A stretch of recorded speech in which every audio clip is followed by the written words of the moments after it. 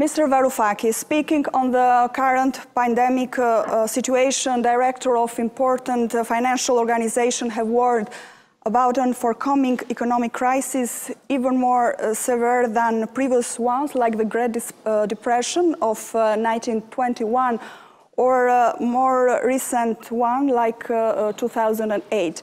What is the world really going to face in the near future? To begin with, I believe that we should not think of what's happening today as independent of 2008. In 2008, that was our generation's 1929, when Wall Street collapsed.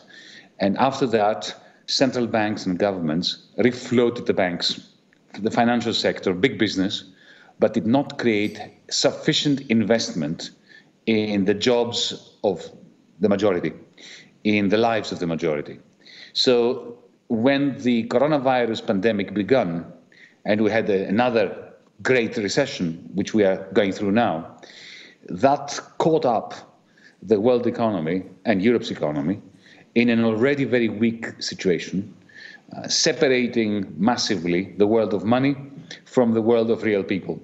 So we are facing a new Great Depression, which we can overcome as long as governments and central banks do not repeat the same old mistakes, as long as they invest heavily in people, in public health, in public goods, and in the green jobs that we need across the world. And which are the main instruments that the governments could leverage for the economic recovery? You can see that just like in 2008, very recently, central banks have been printing a lot of money. But it is their practice of giving it to commercial banks, which then do not really have the capacity to push it into real investments.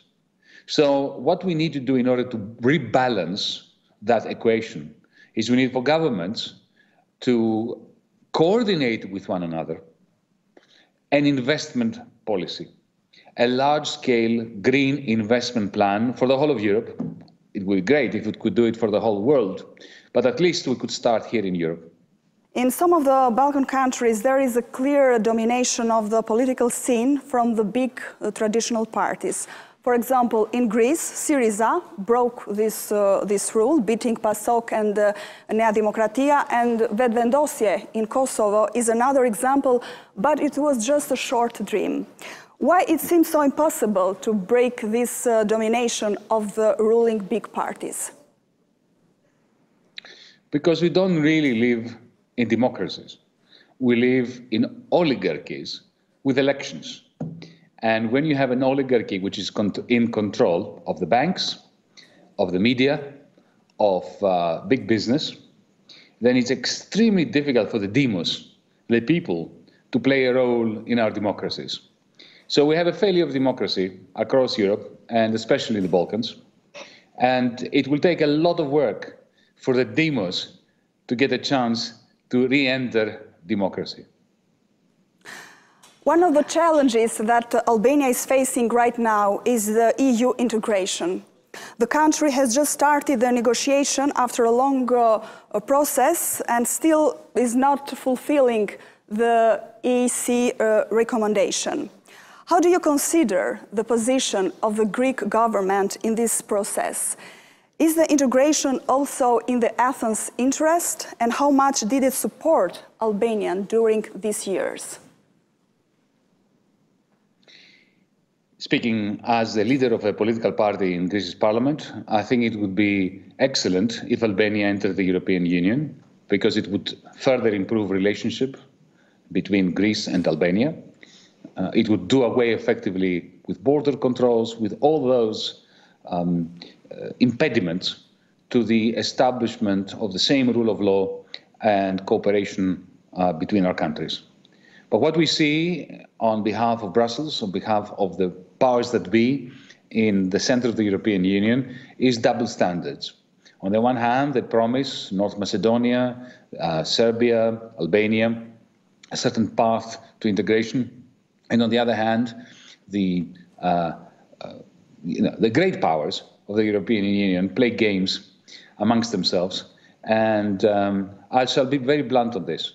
I think that the way in which they delayed the integration process recently has very little to do with Albania or North Macedonia or any Balkan country, and a lot to do with games that French conglomerates and Dutch conglomerates and German conglomerates are playing, because they want to be guaranteed a control of the main businesses in your countries.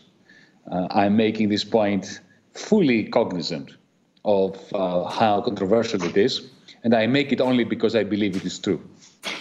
What is your personal message for the Albanian as Balkans, Europe, and global citizens?